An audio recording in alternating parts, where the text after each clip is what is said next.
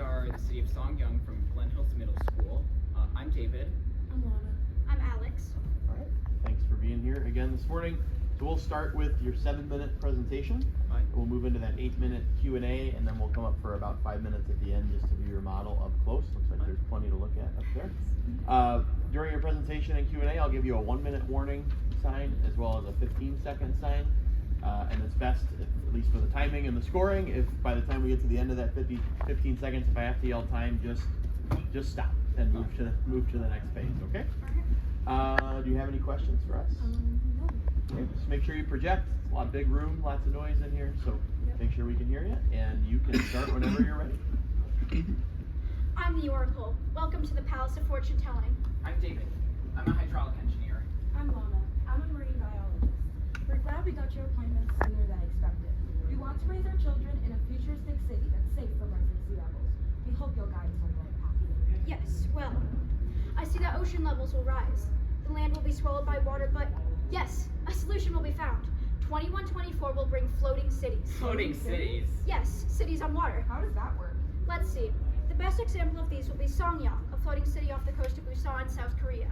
It uses something called sea brick to float and is made of 6 pedals, which allow flexible movement on top of the waves. It also uses pontoons and chambers filled with foam to reach the necessary buoyancy. I've heard of sea brick. The idea is to make bricks out of kelp. It's cheaper and more eco-friendly than concrete, and it's meant to float. Correct. You know what?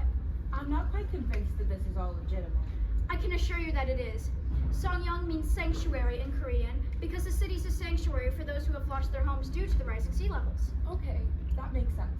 Global sea levels continue to rise, despite our efforts to reduce the effects of climate change and carbon emissions. What kind of measures does your city take to combat these issues? Great question. In fact, as a science enthusiast, I designed a model of the city based on my vision. As you can see, it has 6 pedal-like sectors that allow flexible movement on top of ocean waves.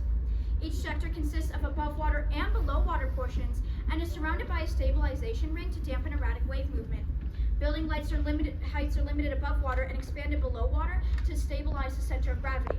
Residential and commercial zones are mixed use to allow the citizens easy access, while the industrial zone is mostly segmented underwater to reduce noise and air pollution. I see that you have an advanced warning system to send alerts on time. That is an amazing invention. How about the population and their daily lives? About 90,000 people can live comfortably in Songyang as the city is designed for everyone's ease and enjoyment. Some of the jobs the citizens have are software developers, researchers, healthcare and financial professionals, machine operators, educators, and engineers. Residents work 30 hours a week and can enjoy time with their friends and family on nature walks, fishing, bird watching, and other outdoor activities to improve their physical and mental health. My favorite part is that the buildings can generate energy from windows and roof tiles using photovoltaic solar-powered panels. Excess energy is stored in a smart grid underneath each neighborhood. Residents are given their own hydroponics kits to grow their own food, and to reduce the risks and costs of food shortages, each neighborhood replenishes its own water and has compost and recycling systems. I like the smart bricks that are used in buildings to store energy like batteries. It's impressive that these living bricks are made out of biomatter, such as sand, gelatin, and bacteria.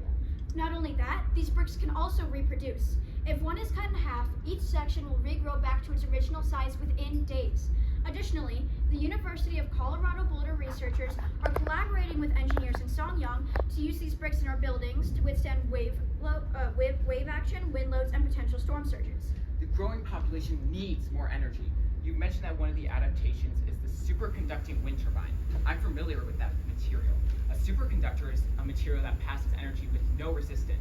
The same current circulates essentially forever with no degradation. This produces massive amounts of energy and distributes it all over the city. What other energy sources do you have? Another source of energy is the seawall, a barrier that protects each sector from big waves. They surround each city sector and generate energy from wave vibrations. Additionally, they have wind turbines, solid-state batteries, multiple forms of water energy, including buoys and water turbines, invisible and visible photovoltaic solar panels, and vibrational energy from sidewalks. As a futuristic city, it looks like you use the engineering design process a lot to solve problems. Could you give us an example of how you solved the problem using it? Absolutely. Engineers always ask to imagine, research, plan, create, and improve when using the engineering design process. For example, they wanted to come up with a futuristic design for houses. They imagined, planned, and created state-of-the-art solar panels that are integrated into all architecture. Houses were built with sustainable and eco-friendly material. Windows were designed to track sunlight throughout the day, maximizing solar energy absorption and generating clean, renewable energy for the entire community. Wow, that's really impressive. How about the risks and trade-offs? Songyang is very advanced, however, a few risks still accompany the benefits. For example, to finance high-tech infrastructure and free city services, they charge high taxes. Another trade-off is the vulnerable and unpredictable weather patterns. Many weather changes affect the city, such as wave patterns, hurricanes, and tsunamis. But engineers are constantly coming up with futuristic interventions to keep the city more sustainable and safe. Songyang also maintains highly advanced transportation modes such as self-flying cars. These cars have 6 electric motors with tilting turbines, allowing them to maneuver in tight spaces and reach a speed of up to 200 miles per hour. Compared to traditional vehicles, they have no exhaust emissions, lower sound, and a reduced carbon footprint. It's an amazing invention. I love the futuristic innovations like floating and rooftop photovoltaic solar panels that generate 100% of the city's operational energy. Each home has a greenhouse to grow surplus food beyond the individual hydroponic gardens to ensure abundance. The city also uses the fact that it's located near a coral reef to its advantage. This landmass both keeps the ecosystem healthy and attracts tourists. Speaking of tourism, another tourist attraction is a K-pop group originating from the city. Crown Queens has revolutionized the genre to attract K-pop critics and fanatics. The city also has its own annual festival celebrating it and its people. This diverse futuristic city celebrates all cultures and uses a donut economy to balance the social foundation and ecological ceiling. It also uses a socialist concept to provide free healthcare, free transportation, free education, and free low-income housing to keep the entire community happy and healthy. I think Songyang is the perfect place to live. We can't wait for it to be open to the public. There's always a demand for people like you. Our future is bright.